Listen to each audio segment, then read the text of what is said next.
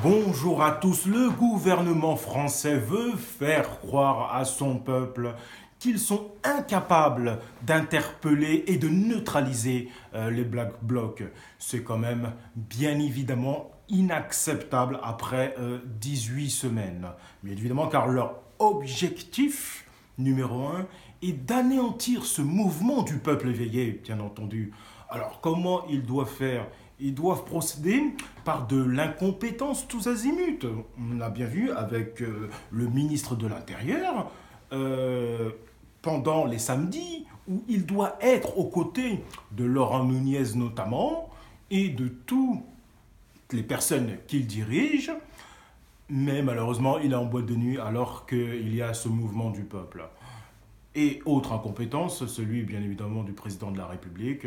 Là, pour le coup, je vaque à mes occupations plus importantes, qui est d'aller au ski, que de gérer la crise du peuple français.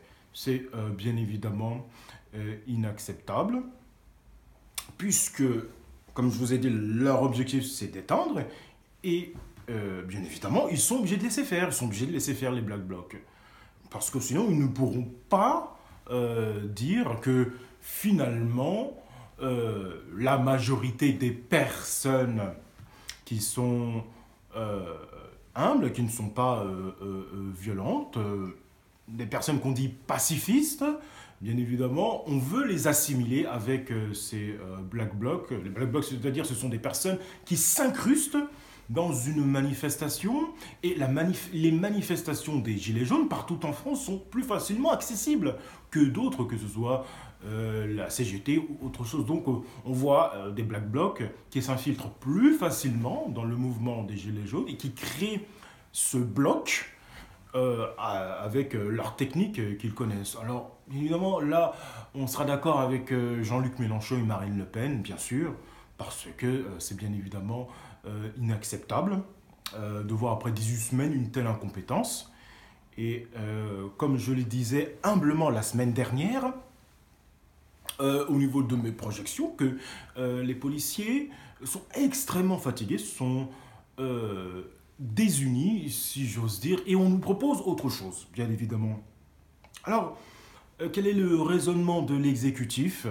Que nous dit Édouard Philippe, le Premier ministre de la République? Les Gilets jaunes sont pacifistes, les Gilets jaunes pacifistes ne manifestent plus. Et donc, elle est là la preuve, lors de son allocution mardi, elle est là la preuve qu'on veut assimiler les gens pacifistes encore qui manifestent au Black Bloc. C'est quand même proprement inacceptable pour étouffer tout le mouvement global. Et c'est ça leur objectif. Et donc leur incompétence, elle est faite exprès. Parce qu'ils peuvent être compétents, ils sont intelligents. Hein, donc ils peuvent l'être aussi. Hein. Ils le sont dans d'autres domaines. Hein. Là, pour enlever l'ISF, etc., là, ils sont très compétents, hein, bien sûr. Donc finalement, les manifestations seront interdites, et aux Champs-Élysées notamment. Et bien sûr, ce qui peut aggraver la situation, c'est s'il y a attroupement, si les gens se réunissent entre eux aux Champs-Élysées, eh bien, il y aura dispersion automatiquement. Et là, on peut craindre, malheureusement, dans ce futur acte 19, peut être dangereux. Donc il faut être vigilant. Nous ne souhaitons pas, bien sûr, qu'il y ait de graves incidents, mais malheureusement, ce gouvernement incompétent qui veut anéantir ce mouvement use d'incompétence, bien évidemment, pour faire éteindre ce monde. Donc il est obligé. Et comme je vous disais, Christophe Castaner, bien sûr, pour légitimer, justifier leur action, ils sont obligés de débarquer des personnes comme Monsieur Gibelin, il me semble, et Monsieur Delpuech, qu'ils ont été limogés par l'exécutif. Pourquoi? Parce que de leur incompétence. Jamais eux, ils ne se mettent en cause. C'est toujours les autres personnes. Alors que le directoire vient de ces personnes. Et on dit qu'on a mal appliqué. Non, c'est quand même proprement inacceptable. En plus, ces personnes-là, M. Delpech et M. Gibelin, sont bien évidemment dans l'affaire Benalla. Et donc, c'est la suite, c'est la séquence. Donc, on le sait tous. Pas besoin de preuves, pas besoin de prophétie, pas besoin de lire dans une boule de cristal que Christophe Castaner démissionnera ou sera débarqué par le Premier ministre ou le Président de la République, qui est son entourage, oui. Mais il y a toujours ce qu'on appelle le mot opinion. Le mot opinion, c'est très important. Et Christophe Castaner, après 18, 19 ou 20 semaines, sera débarqué. C'est une évidence. Pourquoi c'est une évidence? J'ai une preuve. Ce qu'on le sait, ce qui s'est passé avec Gérard Collomb, on a attendu 2 semaines, mais pourquoi faire? Pour mettre son ami? Non. Pour mettre en place une tactique. Quelle est cette tactique? C'est-à-dire, je mets Christophe Castaner, comme je prévois, comme ce gouvernement a prévu un mouvement social du rare ampleur, bien évidemment, avec toutes ces austérités, et comme le dit le PR, les GOPÉ, hein, grandes orientations des politiques européennes, que le gouvernement français est obligé d'appliquer. Et donc, finalement, Emmanuel Macron va démissionner Christophe Castaner et a mis juste à côté de lui Laurent Nunez, un professionnel de métier, c'est-à-dire qu'il a été policier et donc il sera à même de mener le ministère de l'Intérieur de manière beaucoup plus compétente et bien évidemment il est le successeur légitime et logique. C'est pour ça, ces 2 semaines-là, que Emmanuel Macron réfléchissait à Christophe Castaner. Non, il réfléchissait à la tactique mise en place parce qu'il savait que Christophe Castaner n'allait pas être compétent. Il savait donc que je le mets lui d'abord, je laisse monter la tension et donc la tension monte. Et c'est très grave, malheureusement, ce qui peut arriver dans les samedis à venir, bien sûr, et même celui-ci, bien entendu. Et donc, juste à côté, on met Laurent Nunez qui va, bien évidemment, être le ministre de l'Intérieur dans quelques semaines. Là, ça ne fait plus de doute. Et c'est très, très, très important à comprendre qu'on vire les fusibles, et Christophe Castaner, et finalement un autre fusible plus gros, un plus gros ampérage, si j'ose dire, et qui sera limogé.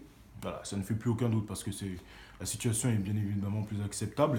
Et bien sûr, pour terminer cette vidéo, là, cette semaine, on a eu encore une nouvelle mesure avec la loi des casseurs la semaine dernière, là, cette semaine.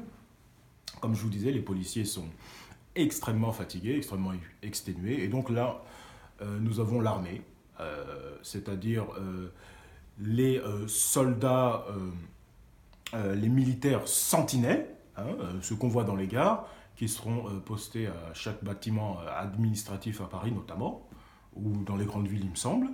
Voilà. Ils seront là, postés là comme des agents de sécurité finalement, sans sécurité, c'est pas leur métier de faire le maintien de l'ordre bien sûr. Là on est dans du gloubi-boulga, de la grande incompétence, et puis en plus, tout ça pour justifier la violence des Gilets jaunes, tout ça pour augmenter par rapport à l'opinion, parce qu'il y a plein de gens qui disent « Oh, regardez le Fouquet's ». Le Fouquet's, c'est une grenade policière, le Fouquet's. Mais au-delà de ça, on veut que l'opinion des populations françaises veut qu'on dise que c'est un mouvement globalement violent. C'est ça leur objectif. Et donc, ils mettent des militaires pour encore augmenter, malheureusement, la violence. Malheureusement, parce que ça ne peut qu'augmenter. Là, on met des militaires devant les bâtiments administratifs, c'est juste, ils allument la mèche, ils ne s'arrêtent pas. C'est un gouvernement absolument infernal. Beaucoup de gens aujourd'hui regrettent d'avoir voté pour ce gouvernement. Et n'oubliez pas que Emmanuel Macron, il est le chef des armées. Et là, cette fois-ci, bien évidemment, il va pas nous refaire le coup du ski. Hein, bien sûr, il sera là à mener les armées. Et donc, s'il y a incompétence au niveau de l'armée, ce sera par rapport à Emmanuel Macron qui est le chef des armées et bien évidemment à Christophe Castaner qui continuera ces violences. Donc, évidemment, la boule de cristal ne sert plus à rien, bien évidemment. On est d'accord avec Mélenchon et Le Pen parce que c'est bien évidemment inacceptable de mettre l'armée face au peuple. C'est très dangereux. Cela veut dire que cette partie du peuple qui a mis un gilet jaune pour mettre la sonnette d'alarme, pour se montrer et dire il y en a marre de toutes ces taxes et qu'on n'arrive plus à vivre de ce qu'on fait. Et juste pour ça, juste pour anéantir le mouvement, ils augmentent la température, ils augmentent les tensions en rajoutant un autre corps de défense. Là, celui-ci contre le terrorisme ou pour faire la guerre, là c'est encore plus grave. Là on monte dans une escalade. Je pensais que ça allait baisser. Non, non, non, là on monte en intensité. C'est de plus en plus dangereux. Il faudra être encore beaucoup plus vigilant par rapport aux prochaines semaines, notamment à l'acte 19. Bien évidemment, séparer le bon grain de l'ivraie. L'ivraie, ce sont les Black Blocs, bien évidemment. Et le bon grain, c'est nous le peuple, pacifistes qui voulons se montrer, bien sûr. Et la question, bien sûr, elle est là, elle est posée. Est-ce que le gouvernement entendra? Voilà, ça ne prend pas vraiment ce sens-là, cette route-là, cette voie-là en tout cas. Donc il faut rester très vigilant. Bien sûr, je vous remercie de m'avoir suivi pour cette information importante et de ne pas tomber dans une opinion facile. Voilà, là, je pense que j'ai un peu résumé la situation de cette semaine. Alors, je l'espère que ce week-end ne se passera rien de trop grave, bien sûr. Nous croisons les doigts et je pense que la semaine prochaine aussi, parce que là, on est dans une escalade et peut-être que la semaine prochaine aussi, il y aura un autre point d'information complémentaire à faire.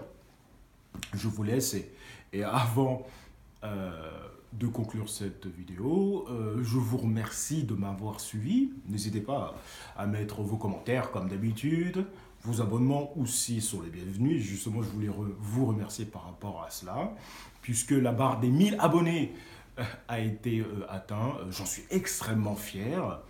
Depuis le mois de novembre, grâce à cette vidéo sur les Rothschild qui vendent leur fiducie, j'ai été propulsé, si j'ose dire, et puis j'ai continué cette progression avec toute cette série de vidéos de décryptage sur le magazine The Economist. Je vous remercie, vraiment merci à vous toutes et à vous tous de vous être abonnés. Je suis très fier, je suis très heureux, je suis très content de passer cette barre symbolique des 1000 abonnés, et puis on va continuer comme ça. Il n'y a pas de raison que ça change, hein, bien sûr, même si on avait eu du mal à atteindre les 1000 quand même, hein, on avait gravi l'Everest, on a gravi l'Everest ensemble. Mes amis, je vous remercie de m'avoir suivi et à la prochaine.